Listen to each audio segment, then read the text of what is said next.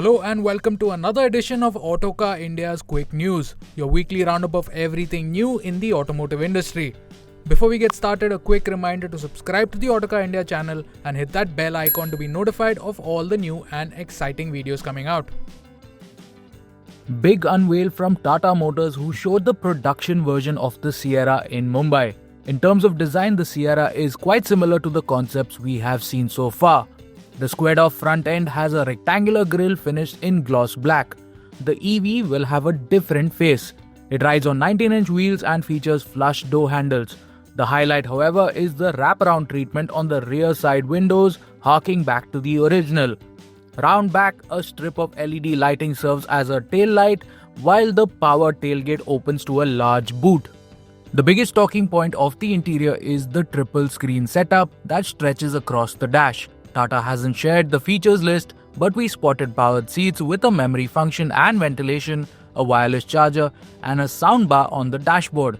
The rear seat back reclines and also gets headrests for all passengers, sun blinds, and a sunroof that stretches almost the entire roof. Engine specs and prices are still under wraps, but we expect 3 engines to be offered: a 1.5-litre naturally aspirated petrol, a 1.5-litre turbo petrol, and a 1.5-litre turbo diesel.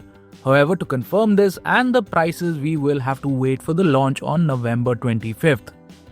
Maruti Suzuki will launch the much-anticipated eVitara SUV on December 2nd as per sources. The eVitara's price announcement was expected earlier this year, but it has been delayed due to battery supply and software challenges. This is Maruti's first EV for India, and it is produced exclusively at its factory in Gujarat. About 7,000 units have already been shipped overseas since August, with the UK being the top importer. Internationally, it gets 2 battery options, 49 and 61 kWh, powering an electric motor at the front. The larger unit can also be optioned with a dual motor setup. The front-wheel drive makes 144 horsepower with the smaller battery and 174 horsepower with the larger unit. The all-wheel drive version makes 184 horsepower. On the WLTP cycle, the 61 kWh front-wheel drive returns 428 km, followed by the all-wheel drive at 394. The entry-level 49 kWh variant has a 344 km range. We expect the 49 kWh variant to be priced around the 20 lakh mark, while the bigger 61 kWh version will cost around Rs 25 lakh when it launches in December. Audi has launched new signature line packages for the Q3, Q3 Sportback and Q5 that adds exterior and interior accessories at no additional cost. Here is a look at the price list. The package includes Audi logo welcome lamps, decals, floating wheel center caps, and a metallic key cover. The Q3 and Q3 Sportback get new 18-inch wheels and a progressive red color option, while the Q5 gets 19-inch wheels finished in graphite grey. On the inside, all signature line models get a fragrance dispenser and stainless steel pedal covers. The Q3 and Q3 Sportback additionally get Park Assist Plus and 2 rear USB ports. Tata Motors has launched the updated Curvv and Curvv EV with feature additions and a new dual-tone interior theme only on the higher trim levels. Both ICE and EV versions of the Curvv now get dual-zone climate control, perforated rear seats with pockets that fill with air every time the occupants move, rear sunshades, an armrest with integrated cup holders, and a new white carbon fiber trim. There's also a new dual-tone interior theme with leatherette seats. The Curvv EV also gets a winged headrest and an elevated footrest. These updates have been made to the accomplished trim of the ICE Curvv and the empowered and accomplished trims of the Curvv EV. Powertrains continue unchanged. The Curvv gets 3 engine options: a 1.2-litre turbo petrol, a second 1.2-litre direct injection turbo petrol, and a 1.5-litre diesel.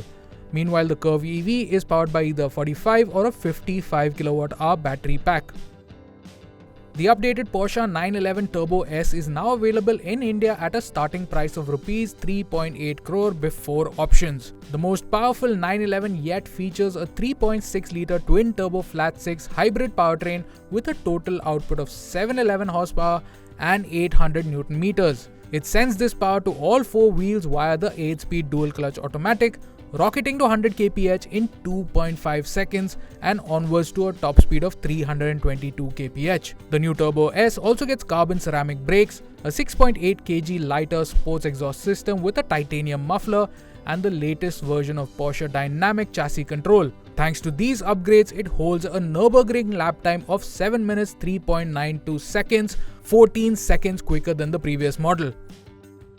Maserati has launched 3 new electric cars in India. Let's start with the Folgore versions of the GranTurismo Coupe and the GranCabrio, priced at Rs 3.05 and Rs 3.18 crore respectively. Both cars are identical underneath the skin, featuring an 83 kWh battery pack powering 3 electric motors, one on the front axle and 2 at the rear. Combined output is 761 horsepower with a temporary boost to 829 horsepower possible and 1350 Newton meters.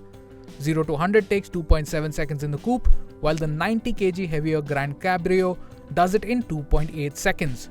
Maserati claims a 450 km range for the GranTurismo, while the GranCabrio manages 447.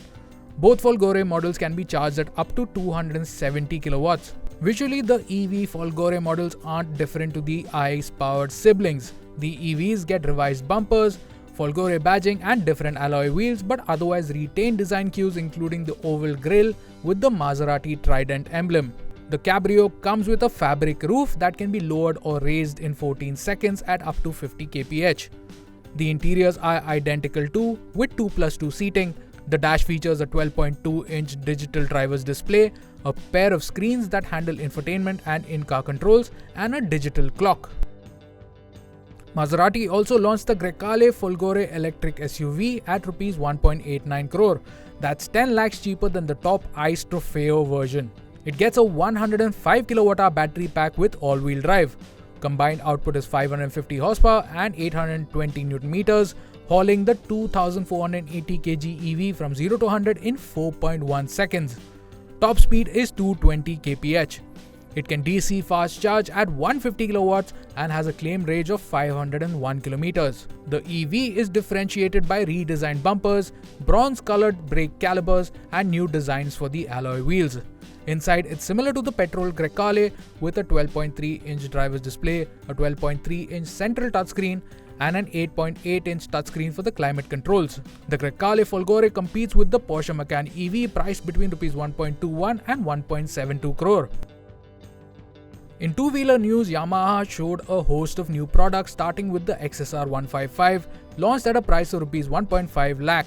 That's 5,000 rupees less than the base MT15. Powering it is the same 155cc single-cylinder liquid-cooled engine as the R15 and MT15, producing 18.4 horsepower and 14.1 Newton meters, mated to a 6-speed gearbox. It also shares the Delta Box frame and is suspended by a USD fork and a monoshock at the rear. Curb weight is 137 kgs, 4 kgs less than the MT15s. At 120 mm, the ground clearance is lower by 50 mm. What differentiates the XSR is its neo-retro styling. It gets a round LED headlamp and tail lamp and a 10-liter teardrop-shaped tank and a flat single-piece seat. Safety kit includes dual-channel ABS and traction control. However, the bike gets an LCD dash instead of the TFT display that is now available on most of Yamaha's products. Yamaha also launched the FZ Rave at Rs 1.17 lakh. It is powered by the same 149cc single-cylinder air-cooled motor as the other FZ models, making 12.4 horsepower and 13.3 Newton meters of torque, mated to the same 5-speed gearbox. The 136 kg curb weight, 13-liter fuel tank and 790 mm seat height also stays identical. The only change is a new edgy LED headlight. Yamaha also showed 2 electric scooters. The first is based on the River Indy and called the EC-06. It is powered by a 4 kWh battery powering a 6.7 kW motor, specs that are identical to the Indy. The chassis is also very similar, as is the feature set, which comprises a LCD color display, 3 riding modes and reverse assist. Yamaha claims an IDC range of 160 km, but fully charging it takes approximately 9 hours. The Yamaha also has a smaller boot, 24.5 litre compared to the Indy's 43 litre bin. The EC-06 also has a very different styling, with a boxier and sharper design compared to the Indy's more fluid, rounded looks. Yamaha hasn't revealed prices for the EC-06, but we expect it to be priced similar to the Indy, which costs Rs 1.46 lakh in Bengaluru. Yamaha also showed an electric version of the Aerox called the Aerox E. It features dual 1.5 kWh detachable batteries that Yamaha claims are packed with high energy type cells for performance. It has a certified range of 106 km and a curb weight of 139 kgs. That's 13 kgs heavier than the base Aerox 155. Visually, it is similar to the ICE Aerox, but it gets a TFT dash with app-based connectivity. And that's a wrap for quick news this week. Thank you so much for watching. We'll see you again next week.